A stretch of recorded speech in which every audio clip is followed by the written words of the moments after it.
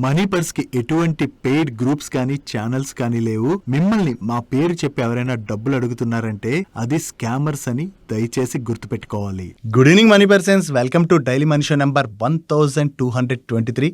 ఈరోజు daily money షోలో topics విషయంకి వచ్చేసరికి వీకెండ్ లో మీరు అందరూ చూసా ఉంటారు. యుఎస్ వెనిజులా పైన అటాక్ చేసి వెనిజులా యొక్క అధ్యక్షుడిని క్యాప్చర్ చేసి యుఎస్ కి తీసుకెళ్లిపోయింది కదా. దీని వెనకాల 2 స్ట్రాంగ్ రీజన్స్ అయితే ఉన్నాయి. వాటి గురించి ఈ రోజు వీడియోలో డీటెయిల్ గా మాట్లాడుకుందాం. దీంతో పాటుగా యుఎస్ వెనిజులా పైన ఈ అటాక్ చేయడం వలన మన ఇండియా పైన ఏ విధంగా ఇంపాక్ట్ ఉంటుంది అండ్ మన ఇండియాకి చెందినటువంటి ఏవైనా కంపెనీస్ కూడా ఇంపాక్ట్ అవుతాయి అన్న దాని గురించి కూడా డీటెయిల్ గా డిస్కస్ చేసుకుందాం. వీటితో పాటు ఈ రోజు నుంచి మన డైలీ మనీ షోలోని ఒక ఇంపార్టెంట్ టాపిక్ అయితే ఉండబోతుంది. ప్రతి ఒక్కరికి కూడా యూస్ఫుల్ అవుతుంది. సో దాని గురించి కూడా మీకు షేర్ చేస్తాను. సో వీటితో పాటు మార్కెట్లోని ఇంపార్టెంట్ అప్డేట్స్ అన్ని కూడా 1 by 1 క్విక్ గా డిస్కస్ చేసేద్దాం. ముందుగా మార్కెట్ అప్డేట్ చూసినట్లయితే ఈ రోజు సెషన్ లో సెన్సెక్స్ 322 పాయింట్స్ కరెక్ట్ అయ్యి 85,439 పాయింట్స్ కి క్లోజ్ అయినట్లయితే నిఫ్టీ 78 పాయింట్స్ కరెక్ట్ అయ్యి 26,250 పాయింట్స్ కి క్లోజ్ అయింది. అండ్ ఈ రోజు సెషన్ లో మిడ్ క్యాప్ ఇండెక్స్ 0.19% కరెక్ట్ అయినట్లయితే స్మాల్ క్యాప్ ఇండెక్స్ 0.3% పెరిగింది అండ్ బ్యాంక్ నిఫ్టీ 0.18% కరెక్ట్ అయింది. ఈ రోజు సెషన్ లో నిఫ్టీ కరెక్ట్ అయినటువంటి 78 పాయింట్స్ లోని హెచ్డిఎఫ్సి బ్యాంక్ ఏకంగా 77 పాయింట్స్ పైన డ్రాగ్ చేసింది. అండ్ హెచ్డిఎఫ్సి బ్యాంక్ తో పాటుగా రిలయన్స్ ఇండస్ట్రీస్ అండ్ అలాగే టెక్ కంపెనీస్ అయినటువంటి Infosys, TCS, HCl technologies, Wipro లాంటి స్టాక్స్ కూడా ఈ రోజు నిఫ్టీని డ్రాగ్ చేయడం జరిగింది. హెచ్డిఎఫ్సి బ్యాంక్ వాళ్ళు వాళ్ళ Q3 బిజినెస్ అప్డేట్ ని రిలీజ్ చేసిన తర్వాత హెచ్డిఎఫ్సి బ్యాంక్ స్టాక్ లోనైతే మనకి ప్రెషర్ కనపడింది. దీంతో పాటుగా టెక్ స్టాక్స్ రిలేటెడ్ గా మనం మాట్లాడుకోవాలంటే రీసెంట్ గా నిఫ్టీ పెరిగిన దానికన్నా కూడా నిఫ్టీ ఐటీ ఇండెక్స్ అయితే బాగా పెరిగింది కదా. Most of the tech stocks అయితే కొంత పాజిటివ్ గానే రియాక్ట్ అయ్యాయి. సో దీంతో టెక్ స్టాక్స్ అన్ని కూడా కొంత ఫెయిర్ వాల్యుయేషన్ కి వచ్చాయని అండ్ ఈ ఫైనాన్షియల్ ఇయర్ 26 Q3 నెంబర్స్ అయితే కొంత వీక్ గా ఉండొచ్చు అని చెప్పి షేర్ చేస్తూ సిఎల్ఎస్ఏ వాళ్ళు కొన్ని టెక్ స్టాక్స్ యొక్క రేటింగ్స్ ని డౌన్ గ్రేడ్ చేయడం జరిగింది. దీంతో పాటుగా మిడ్ క్యాప్ స్పేస్ లోని వీళ్ళు కోఫోర్జ్, ప్రెసిస్టెంట్ సిస్టమ్స్ లాంటి స్టాక్స్ ని వీళ్ళ టాప్ పిక్స్ గా సెలెక్ట్ చేసుకున్నారు. సో సిఎల్ఎస్ఏ వాళ్ళ దగ్గర నుంచి large cap IT stocks related గా ఇటువంటి రిపోర్ట్ రావడంతో ఈ రోజు సెషన్ లో టెక్ స్టాక్స్ అయితే కొంత నెగిటివ్ గా రియాక్ట్ అయ్యాయి. Now coming to the main topic of the video, US Venezuela పైన అటాక్ చేసింది కదా. ఈ అటాక్ కి గల రీజన్స్ ఏంటి అండ్ దీని వలన మన పైన ఏ విధంగా ఇంపాక్ట్ ఉండబోతుంది, దీని గురించి ఇప్పుడు మనం మాట్లాడుకుందాం. యుఎస్ అసలు వెనిజులా పైన అటాక్ ఎందుకు చేశానని చెప్తుంది. వెనిజులా నుంచి మాకు చాలా ఎక్కువగా డ్రగ్స్ వచ్చేస్తున్నాయి. సో ఈ డ్రగ్స్ కంట్రోల్ చేయమని ఎన్నిసార్లు వెనిజులా గవర్నమెంట్ ని మేము వార్న్ చేసినా వాళ్ళైతే వినట్లేదని యుఎస్ అయితే చెప్తుంది కదా.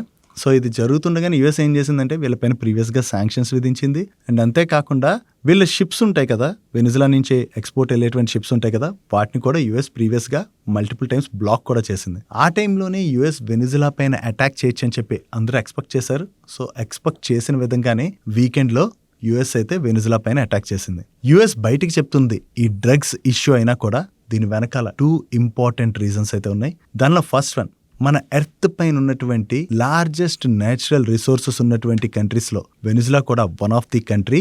సౌదీ అరేబియాతో కంపేర్ చేసిన, ఈవెన్ యుఎస్ తో కంపేర్ చేసినా కూడా వెనిజులా దగ్గరే లార్జెస్ట్ క్రూడ్ ఆయిల్ రిజర్వ్స్ అయితే ఉన్నాయి. ప్రెసెంట్ వెనిజులా దగ్గరగా 300 బిలియన్ బ్యారల్స్ క్రూడ్ రిజర్వ్స్ అయితే ఉన్నాయి. ఆ క్రూడ్ రిజర్వ్స్ లో కూడా మీరు అబ్జర్వ్ చేసినట్లయితే క్రూడ్ లోని 3 టైప్స్ ఉంటాయి. ఒకటి హార్డ్ క్రూడ్, ఇంకోటి medium, third one is lighter. US దగ్గర ఉన్నటువంటి క్రూడ్ లైటర్ క్రూడ్, వేరస్ వెనిజులా దగ్గర ఉన్నటువంటి క్రూడ్ హార్డ్ క్రూడ్. ఈ లైటర్ క్రూడ్ ఏదైతే ఉన్నదో దాన్ని ఎక్స్ట్రాక్ట్ చేయాలన్నా లేదా రిఫైన్ చేయాలన్నా కూడా కొంచెం ప్రాసెస్ ఈజీ అండ్ అంతేకాకుండా దీనికి కాస్ట్ కూడా తక్కువ అవుద్ది. వేరస్ హార్డ్ క్రూడ్ ఎవరి దగ్గర అయితే ఉంటుందో దాన్ని ఎక్స్ట్రాక్ట్ చేయాలన్నా దాన్ని ప్రాసెస్ చేయాలన్నా కూడా కొంచెం ఖర్చుతో కూడుకున్నటువంటి పని.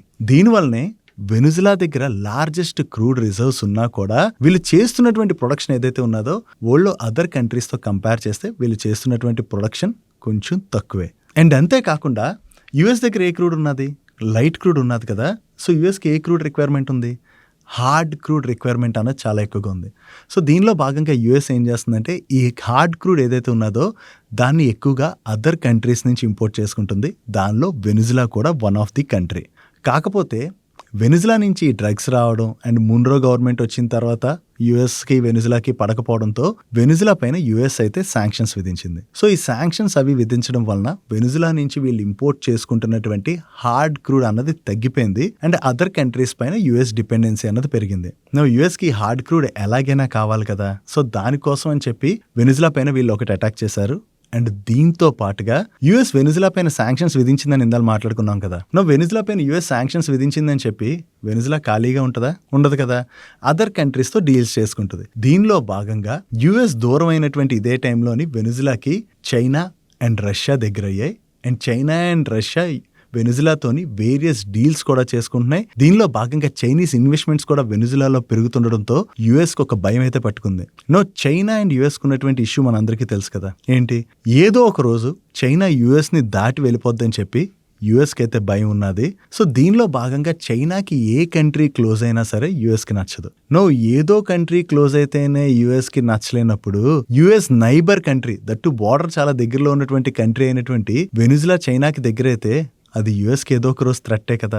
సో దాంతోనే యుఎస్ లో భయం పట్టుకుంది. సో ఆ భయం ఒకటి, అండ్ దీంతో పాటు వెనిజులా దగ్గర ఉన్నటువంటి లార్జెస్ట్ క్రూడ్ రిజర్వ్స్, దీన్ని కూడా యుఎస్ తన ఆధీనంలోకి తీసుకోవడానికే వెనిజులా పైన అయితే అటాక్ చేసింది. వెనిజులా పైన అటాక్ చేసి వెనిజులాను వీళ్ళ కంట్రోల్లోకి తీసుకురావడం వలన ఏమవుతుంది, వీళ్ళ చేతిలోకి ఆ లార్జెస్ట్ క్రూడ్ రిజర్వ్స్ రావడమే కాకుండా ఇక్కడ చైనా నుంచి ఉన్నటువంటి థ్రెట్ కూడా పోద్ది. కాబట్టి యుఎస్ అయితే వెనిజులా పైన అటాక్ చేసింది. ఈ అటాక్ చేశాక యుఎస్ ఏం చెప్తుందంటే, మేము ఇక్కడ స్టేబుల్ గవర్నమెంట్ ని ఫామ్ చేసే వరకు కూడా వెనిజులాని మేము రూల్ చేస్తాం, మా ఆధీనంలో ఉంచుకుంటాం, అంటే స్టేబుల్ గవర్నమెంట్ ఫామ్ అయ్యేలాగా స్టెప్స్ అవి తీసుకుంటాం అని చెప్తుంది. కానీ దానికి ఒక టైం లైన్ ఉంటుందా? ఉండదు కదా. ఎప్పటికి ఫామ్ చేస్తారో తెలీదు. ఒకవేళ ఇక్కడ స్టేబుల్ గవర్నమెంట్ ని ఫామ్ చేసినా కూడా యుఎస్ మాట వినేటువంటి వ్యక్తులు ఎవరైతే ఉంటారో వాళ్ళనే తీసుకొచ్చి గవర్నమెంట్ లో పెడతారు. సో దాని తర్వాత యుఎస్ ఏం చెప్తే అది వాళ్ళు వింటారు. అండ్ వెనిజులాని యుఎస్ ఎలా కావాలంటే అలాగా వాడుకుంటది. సో యుఎస్ వెనిజులా పైన అటాక్ చేయడానికి ఉన్నటువంటి 2 ఇంపార్టెంట్ రీజన్స్, ఒకటి లార్జ్ క్రూడ్ రిజర్వ్స్, 2 చైనా యొక్క ఆధిపత్యం వెనిజులా పైన రాకుండా యుఎస్ తీసుకున్నటువంటి జాగ్రత్త.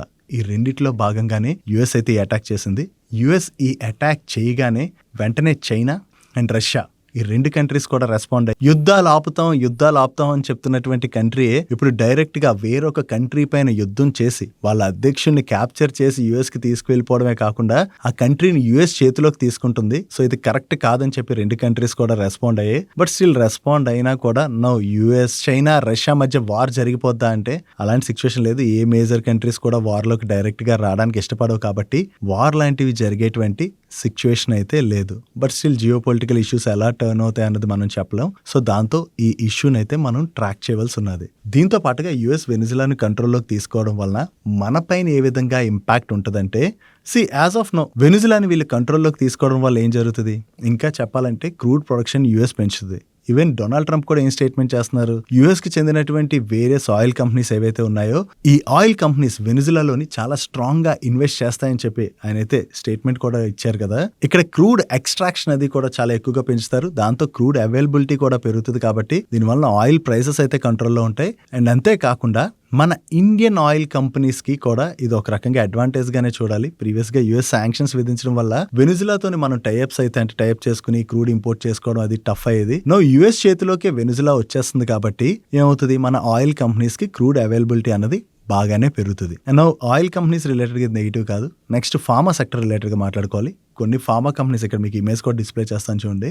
ఈ ఫార్మా కంపెనీస్ అవి వెనిజులాలో కొంత బిజినెస్ అయితే ఉన్నది. బట్ బిజినెస్ ఉన్నా కూడా ఇష్యూ వలన ఫార్మా ఎక్స్పోర్ట్స్ కంప్లీట్ గా దెబ్బతింటాయా అంటే కంప్లీట్ గా దెబ్బ తినకపోవచ్చు, స్లైట్ గా ఉండొచ్చు. అండ్ అంతేకాకుండా వీళ్ళకి వస్తున్నటువంటి ఓవరాల్ రెవెన్యూస్ లోని వెనిజులా యొక్క షేర్ ఎంత ఉన్నది అన్నది కూడా చూడడం మనం ఇంపార్టెంట్. సో దానివల్ల ఫార్మా కంపెనీస్ పైన కూడా లాంగ్ రన్ లోని మరీ అంత ఇంపాక్ట్ పడకపోవచ్చు అని అనుకుంటున్నాం. కాకపోతే ఇక్కడ ఒక చిన్న నెగిటివ్ థింగ్ ఏంటంటే, ఈ ఇష్యూస్ లో మాట్లాడుతూ డొనాల్డ్ ట్రంప్ ఏమంటున్నారంటే, వెనిజులా పైన అయిపోయింది, నెక్స్ట్ మెక్సికో రిలేటెడ్ గా కూడా మేము స్ట్రిక్ట్ గా యాక్షన్స్ తీసుకుంటాం, ఎందుకంటే మెక్సికో నుంచి కూడా డ్రగ్స్ వచ్చేస్తున్నాయి అది ఇది అని చెప్తున్నారు. అండ్ అలాగే మన ఇండియా రిలేటెడ్ గా మాట్లాడుతూ రష్యా నుంచి ఇండియా ఏదైతే క్రూడ్ అది ఇంపోర్ట్ చేసుకుంటుందో ఆయిల్, దాన్ని అయితే తగ్గించుకోవాలి. మన ప్రైమ్ మినిస్టర్ నరేంద్ర మోడీ గారు అయితే చాలా మంచోళ్ళే. కాకపోతే రష్యా నుంచి ఆయిల్ ఇంపోర్ట్స్ ని కనుక ఇండియా తగ్గించుకోకపోతే ఇండియా పైన ఫర్దర్ గా కూడా శాంక్షన్స్ విధిస్తాం అంటున్నారు. అంటే ఆల్రెడీ మన పైన టారిఫ్స్ వేస్తారు కదా 50%, మళ్ళీ శాంక్షన్స్ వేస్తామని చెప్తున్నారు. నిజంగా ఇది జరుగుతుందా లేదా అంటే, ప్రెసెంట్ ట్రేడ్ డీల్ 2 కంట్రీస్ మధ్యన డిస్కషన్స్ బాగానే జరుగుతున్నాయి. బట్ స్టిల్ యుఎస్ ఎలాంటి స్టెప్స్ తీసుకుంటుంది అన్నది మనం చెప్పలేం. మనం కూడా రష్యా నుంచి ఆయిల్ ఇంపోర్ట్స్ తగ్గించుకున్నాం. సో తగ్గించుకున్నాక కూడా మన పైన టారిఫ్స్ వేస్తారా లేదా అన్నది మనం చూడాలి. ఒకవేళ యూఎస్ ఫర్దర్గా కూడా మన పైన టారిఫ్స్ని పెంచింది అనుకోండి, కొంతవరకు అది మనకి నెగిటివ్ అయ్యే అవకాశం ఉంది. సో ఓవరాల్గా జరిగినటువంటి ఇష్యూ అయితే ఇది యాజ్ ఆఫ్ నో చూస్తే మన పైన అయితే పెద్దగా ఇంపాక్ట్ లేనట్టుగానే మనం చూడొచ్చు. ఐ హోప్ ఈ యూఎస్ వెనిజులా ఇష్యూ గురించి మనం ఏదైతే మాట్లాడుకున్నాం ఇది మీకు డీటెయిల్గానే అర్థమైంది అనుకుంటున్నా. సో ఇటువంటి ఇంపార్టెంట్ కంటెంట్ని ఎవ్రీడే మీ ముందుకు తీసుకురావడానికి మన టీం పెడుతున్నటువంటి ఎఫర్ట్స్ కనుక మీకు హెల్ప్ఫుల్ అవుతున్నట్లయితే మేము మిమ్మల్ని అడిగేది ఒకటే, మన వీడియోని మర్చిపోకుండా లైక్ చేయడానికి ప్రయత్నించండి. నెక్స్ట్ ఈరోజు వీడియోలోని ఒక ఇంట్రెస్టింగ్ అప్డేట్ అయితే మీకు షేర్ చేస్తా ఉన్నా కదా. ఈ రోజు నుంచి మన డైలీ న్యూస్ వీడియోలోని stock of the day concept అయితే ఇంట్రడ్యూస్ చేయబోతున్నాం. ఈ stock of the day concept ఎలా ఉండబోతుందంటే ఎవ్రీడే మార్కెట్లోని చాలా కంపెనీస్ రిలేటెడ్గా చాలా అప్డేట్స్ వస్తుంటాయి. కొన్ని కంపెనీస్కి మంచి ఆర్డర్స్ వస్తుంటాయి అండ్ అలాగే రిజల్ట్స్ టైంలో కొన్ని కంపెనీస్ చాలా మంచి నెంబర్స్ పోస్ట్ చేస్తాయి అండ్ అలాగే మేనేజ్మెంట్స్ వాళ్ళ కాన్ కాల్స్లోని గైడెన్స్ అది ఇస్తుంటారు కదా, అది పాజిటివ్ కావచ్చు నెగిటివ్ కావచ్చు ఏదైనా అవనివ్వండి. సో అటువంటివన్నీ సో ఒక స్టాక్ రిలేటెడ్గా ఏదైనా సరే మేము చాలా పాజిటివ్ అబ్జర్వ్ చేసినా లేదా నెగిటివ్ అబ్జర్వ్ చేసినా కూడా ఆ కంపెనీ రిలేటెడ్గా ఉన్నటువంటి దాని గురించి స్టాక్ ఆఫ్ ది డేలో మీకైతే షేర్ చేస్తాము. సో ఇది ఖచ్చితంగా మన వాళ్ళందరికీ కూడా హెల్ప్ఫుల్ అవుద్దని చెప్పి ఈ కాన్సెప్ట్ అయితే తీసుకొస్తున్నాం. సో మేము అలా అబ్జర్వ్ చేసింది ఏదైతే మేము షేర్ చేస్తామో మీరు కూడా ఆ రోజు యాక్టివిటీలో ఏదైనా కంపెనీ గురించి ఇటువంటి ఏమైనా అబ్జర్వ్ చేశారా, చేసినట్లయితే మీరు కూడా కింద కామెంట్ సెక్షన్లో షేర్ చేయడానికి ప్రయత్నించండి. ఓవరాల్గా మన కమ్యూనిటీకి అయితే అది హెల్ప్ఫుల్ అవుద్ది. సో ఈ రోజు నుంచి ఎవ్రీడే వీడియోలోని stock of the day concept అయితే ఉండబోతుంది. నో ఈ రోజు వీడియోలో స్టాక్ ఆఫ్ ది డే కాన్సెప్ట్కి వచ్చేసరికి యాక్చువల్లీ వేరియస్ కంపెనీస్ బిజినెస్ అప్డేట్లు రిలీజ్ చేస్తున్నాయి మనం మాట్లాడుకున్నాం కదా. సో దీనిలో భాగంగా ఈ క్వార్టర్లోనే వచ్చినటువంటి బిజినెస్ అప్డేట్లో ఆల్రెడీ ఆటో కంపెనీస్ అయితే చాలా మంచిగా పోస్ట్ చేసి వాటి గురించి మాట్లాడేసుకున్నాం. బట్ వీకెండ్లో మనం అబ్జర్వ్ చేసినట్లయితే చాలా బ్యాంక్స్ వాళ్ళ బిజినెస్ అప్డేట్స్ని పోస్ట్ చేసాయి. దీనిలో మోస్ట్ ఆఫ్ ది బ్యాంక్స్ యొక్క బిజినెస్ అప్డేట్ అయితే ఈసారి చాలా పాజిటివ్గా కనపడుతున్నది. సో మైట్ బి బ్యాంక్స్ యొక్క నెంబర్స్ అయితే దీనివల్ల బాగా వచ్చేటువంటి అవకాశాలు కూడా ఉన్నాయి. సో ఈరోజు ఓవరాల్ గా మాట్లాడుకోవాలంటే ఇండివిజువల్ స్టాక్ కాదు, ఓవరాల్ బ్యాంకింగ్ సెక్టర్ రిలేటెడ్ గా అయితే ఆ పాజిటివ్ థింగ్ కనపడుతున్నది. మీరు ఏదైనా కంపెనీస్ రిలేటెడ్ గా కావచ్చు లేదా సెక్టర్ రిలేటెడ్ గా కావచ్చు positive or negative thing observe చేసినట్లయితే కింద కామెంట్ సెక్షన్ లో షేర్ చేయడానికి ప్రయత్నించండి.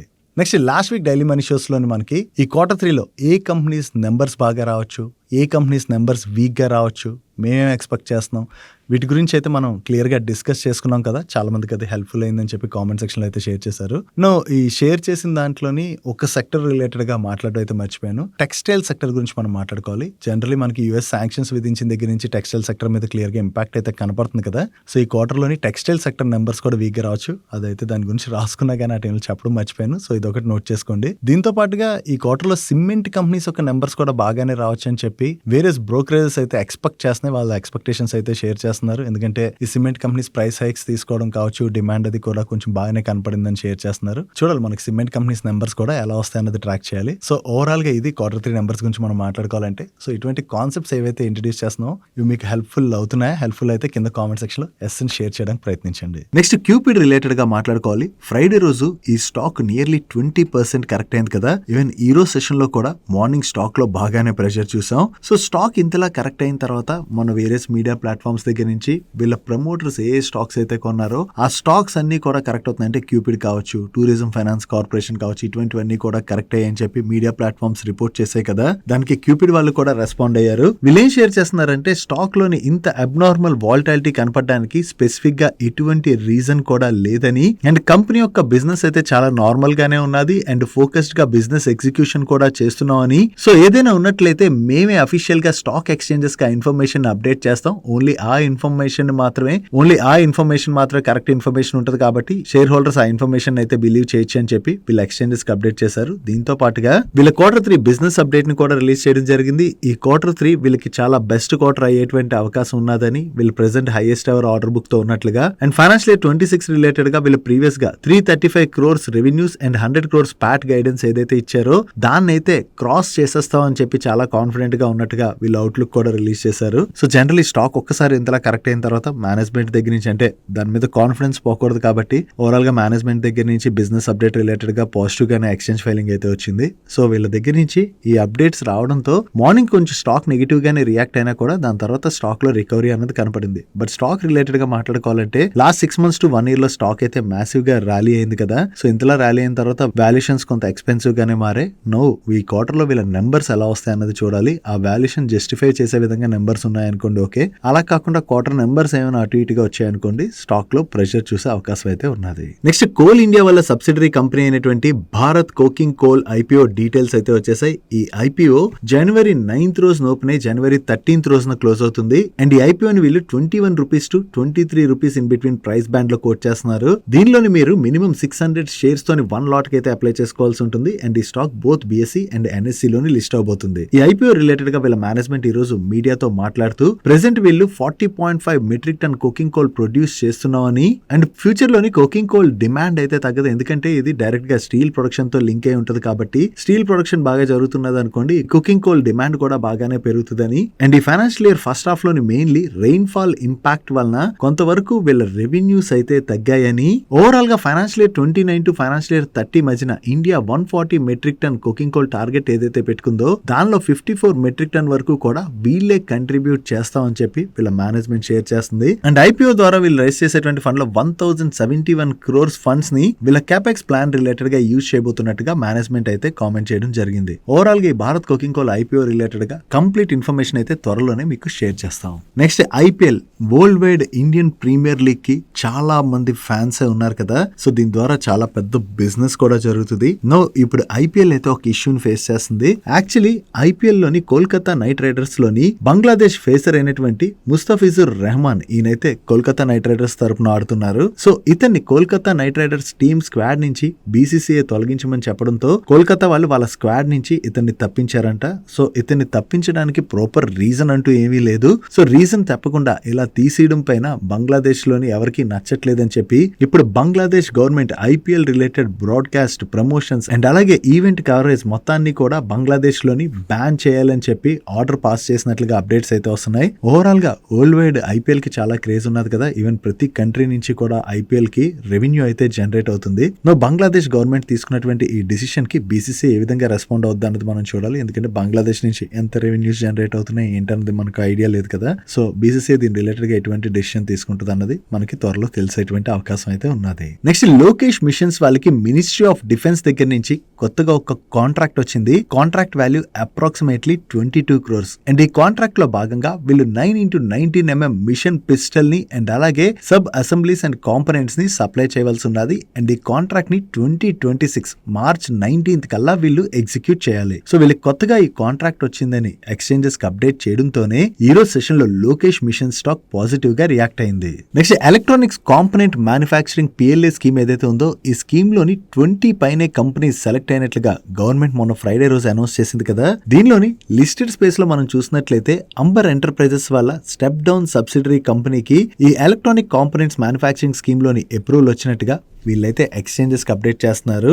అండ్ అంబర్ ఎంటర్ప్రైజెస్ వాళ్ళ సబ్సిడరీ కంపెనీతో పాటుగా సంవర్ధన్ మదర్సన్ ఇంటర్నేషనల్ వాళ్ళు ఉన్నారు కదా, వీళ్ళ సబ్సిడరీ కంపెనీ అయిన Motherson electronic components private limited వాళ్ళు కూడా ఈ government electronic component manufacturing incentive scheme లోనైతే సెలెక్ట్ అయ్యింది. సో ఓవరాల్ గా ఈ రెండు కంపెనీస్ యొక్క సబ్సిడరీ కంపెనీస్ ఈ పిఎల్ఏ స్కీమ్ లో సెలెక్ట్ అయ్యాయి కాబట్టి గవర్నమెంట్ యొక్క కండిషన్స్ అన్నిటిని వీళ్ళు మీట్ అయినట్లయితే వీళ్ళకి గవర్నమెంట్ దగ్గర నుంచి ఈ స్కీమ్ లో భాగంగా ఇన్సెంటివ్ లభించనుంది. నెక్స్ట్ ఈపీసీ ప్లేయర్ అయినటువంటి బొందాడా ఇంజనీరింగ్ వాళ్ళకి ఏపీ ట్రాన్స్కో దగ్గర నుంచి stand alone battery energy storage system project related గా కొత్తగా ఒక కాంట్రాక్ట్ విన్ అయినట్టుగా వీళ్ళు అప్డేట్ చేస్తున్నారు. ఈ contract value approximately 627 crores. And ఈ కాంట్రాక్ట్ ని వీళ్ళు ఎల్ఓఏ రిసీవ్ చేసుకున్న 18 months లో కంప్లీట్ చేయవలసి ఉన్నది. Next diamond power infrastructure limited వాళ్ళకి ఎల్ఎన్టీ వాళ్ళ దగ్గర నుంచి కొత్తగా ఒక కాంట్రాక్ట్ వచ్చింది. ఈ contract value approximately 72 crores. And ఈ కాంట్రాక్ట్ లో భాగంగా వీళ్ళు పవర్ కేబుల్స్ ని ఎల్ఎన్టీ వాళ్ళకి సప్లై చేయవలసి ఉన్నది. నెక్స్ట్ వేరియస్ బ్యాంక్స్ అండ్ అలాగే కంపెనీస్ రిలీజ్ చేసినటువంటి Q3 బిజినెస్ అప్డేట్ గురించి మనం ఇప్పుడు మాట్లాడుకుందాం.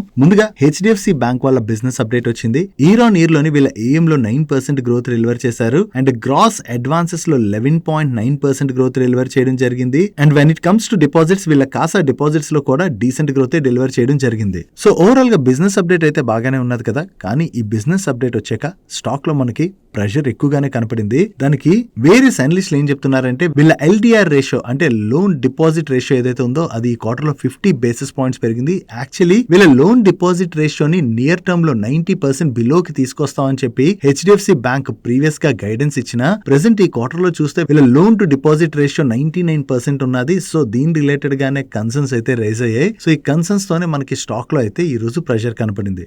ఎల్డిఆర్ రేషియో ఎక్కువ ఎక్కువ ఉండడం వల్ల వీళ్ళ గ్రోత్ పైన కమింగ్ క్వార్టర్స్ లో ఇంపాక్ట్ పడుతుంది కాబట్టి దాని రిలేటెడ్ గా కొంత కన్సర్న్స్ అయితే రైజ్ అయ్యాయి. సో ఓవరాల్ గా హెచ్డిఎఫ్సి బ్యాంక్ ఫుల్ ఫ్లెజ్ నెంబర్స్ అయితే త్వరలోనే పోస్ట్ చేస్తుంది కదా. సో ఈ క్వార్టర్ నెంబర్స్ ఎలా ఉంటాయి అన్నది మనం చూడవలసి ఉన్నది. నెక్స్ట్ యూనియన్ బ్యాంక్ వాళ్ళ బిజినెస్ అప్డేట్ కూడా వచ్చింది. వీళ్ళ గ్రాస్ అడ్వాన్సెస్ లోను డిపాజిట్స్ లోను ఈ క్వార్టర్ లో డీసెంట్ గ్రోత్ డెలివర్ చేశారు. అండ్ కాసా డిపాజిట్స్ లో కూడా మంచి గ్రోత్ కనిపిస్తుంది. అండ్ వీళ్ళ కాసా రేషియో కూడా ఈ క్వార్టర్ లో ఇంప్రూవ్ అయింది. ఓవరాల్ గా యూనియన్ బ్యాంక్ వాళ్ళ బిజినెస్ అప్డేట్ అయితే బాగానే ఉన్నది. And even Punjab National Bank వాళ్ళు కూడా బిజినెస్ అప్డేట్ రిలీజ్ చేశారు. ఇయర్ ఆన్ ఇయర్ లో చూసినా క్వార్టర్ ఆన్ క్వార్టర్ లో చూసినా వీళ్ళ గ్లోబల్ బిజినెస్ లోను డొమెస్టిక్ బిజినెస్ లోను గ్లోబల్ డిపాజిట్స్ లోను డొమెస్టిక్ డిపాజిట్స్ లోను అండ్ అలాగే అడ్వాన్సెస్ లో కూడా మంచి గ్రోత్ డెలివర్ చేశారు. And coming to the Yes Bank వీళ్ళ లోన్స్ అండ్ అడ్వాన్సెస్ లోని ఇయర్ ఆన్ ఇయర్ లో చూసినా క్వార్టర్ ఆన్ క్వార్టర్ లో చూసినా డీసెంట్ గ్రోత్ డెలివర్ చేశారు. అండ్ డిపాజిట్స్ లో ఇయర్ ఆన్ ఇయర్ లో మంచి గ్రోత్ డెలివర్ చేయడం జరిగింది. బట్ సీక్వెన్షియల్ బేసిస్ లో మాత్రం 1.3% డ్రాప్ కనిపిస్తుంది. అండ్ కాసా డిపాజిట్స్ లో కూడా ఇయర్ ఆన్ ఇయర్ లో మంచి గ్రోత్ డెలివర్ చేశారు. అండ్ స్మాల్ ఫైనాన్స్ బ్యాంక్స్ విషయంకి వచ్చేసరికి ఈ క్వార్టర్ లో ఉజ్జీవన్ స్మాల్ ఫైనాన్స్ బ్యాంక్ వాళ్ళ బిజినెస్ లో అయితే డీసెంట్ గ్రోత్ కనిపిస్తుంది. Even AU small finance bank వాళ్ళ బిజినెస్ లో కూడా ఈ క్వార్టర్ లోని డీసెంట్ ఇంప్రూవ్మెంట్ కనిపిస్తుంది. And even Equitas small finance bank వాళ్ళ బిజినెస్ అప్డేట్ కూడా ఈ క్వార్టర్ లో బాగానే ఉన్నది. And when it comes to Bajaj finance Q3 business update last year same quarter తో కంపేర్ చేస్తే ఈ క్వార్టర్ కి వీళ్ళ కస్టమర్ ఫ్రాంచైజ్ లోని మంచి ఇంప్రూవ్మెంట్ కనిపిస్తుంది. అండ్ వీళ్ళ లోన్ బుక్ లోని 15% గ్రోత్ డెలివర్ చేశారు. అండ్ వీళ్ళ ఏఎం లోని ఇయర్ ఆన్ ఇయర్ లోని 22% గ్రోత్ డెలివర్ చేయడం జరిగింది. అండ్ వీళ్ళ డిపాజిట్ బుక్ లో కూడా డీసెంట్ ఇంప్రూవ్మెంట్ కనిపిస్తుంది. నెక్స్ట్ డిమార్ట్ వాళ్ళ Q3 బిజినెస్ అప్డేట్ మనం చూసినట్లయితే లాస్ట్ ఇయర్ సేమ్ క్వార్టర్ లోని వీళ్ళు 15,565 crores రెవెన్యూస్ జనరేట్ చేసినట్లయితే ఈ క్వార్టర్ లోని వీళ్ళు 17,612 crores రెవెన్యూస్ జనరేట్ చేశారు. అండ్ ఈ క్వార్టర్ ఎండింగ్ నాటికి వీళ్ళ స్టోర్ కౌంట్ 442 కి రీచ్ అయింది. అండ్ వీమార్ట్ వాళ్ళు కూడా వాళ్ళ బిజినెస్ అప్డేట్ రిలీజ్ చేశారు. అండ్ వీమార్ట్ వాళ్ళ రెవెన్యూస్ లోని లాస్ట్ ఇయర్ సేమ్ క్వార్టర్ తో కంపేర్ చేస్తే ఈ క్వార్టర్ లోని 10% గ్రోత్ డెలివర్ చేశారు. And when it comes to same store sales growth V-Mart same store sales growth లో వీళ్ళు ఎటువంటి గ్రోత్ డెలివర్ చేయలేదు. కానీ వీళ్ళ అన్లిమిటెడ్ స్టోర్స్ ఉంటాయి కదా, ఈ అన్లిమిటెడ్ స్టోర్స్ లోని వీళ్ళు సేమ్ స్టోర్ సేల్స్ గ్రోత్ లో 2% గ్రోత్ డెలివర్ చేయడం జరిగింది. అండ్ ఈ క్వార్టర్ లోని వీళ్ళు ఓవరాల్ గా 23 న్యూ స్టోర్స్ ఓపెన్ చేసినట్లయితే 2 స్టోర్స్ ని క్లోజ్ చేశారు. అండ్ ఈ Q3 ఎండింగ్ నాటికి వీళ్ళ దగ్గర 554 స్టోర్స్ అయితే ఉన్నట్టుగా వీళ్ళు షేర్ చేస్తున్నారు. And when it comes to V2 retail business update year on year లోని V2 రీటైల్ వాళ్ళు వాళ్ళ రెవెన్యూస్ లో 57% గ్రోత్ అయితే డెలివర్ చేయడం జరిగింది. That's it for today's daily Manisha guys. ఈ రోజు డైలీ మనిషిలో మేము షేర్ చేసిన ఇన్ఫర్మేషన్ మీకు హెల్ప్ఫుల్ అయినట్లయితే మన వీడియోని లైక్ చేయండి. అండ్ ఈ video me friends and family members helpful అవుతుంటే ఈ వీడియోని వాళ్ళకి షేర్ చేయండి. అండ్ మీరే ఫస్ట్ టైం మన మనీ పర్స్ ఛానల్కి వచ్చి ఛానల్ ఇంకా సబ్స్క్రైబ్ చేసుకోలేనట్లయితే ఇక్కడున్న ఛానల్ లోగో మీద క్లిక్ చేసి ఛానల్ సబ్స్క్రైబ్ చేసుకుంటూ పక్కనున్న బెల్ ఐకాన్ లోని ఆల్ నోటిఫికేషన్స్ యాక్టివేట్ చేసుకోండి. నేను చంద్రశేఖర్ పత్రి మరొక ఇంట్రెస్టింగ్ వీడియోతో కలుద్దాం. Good night.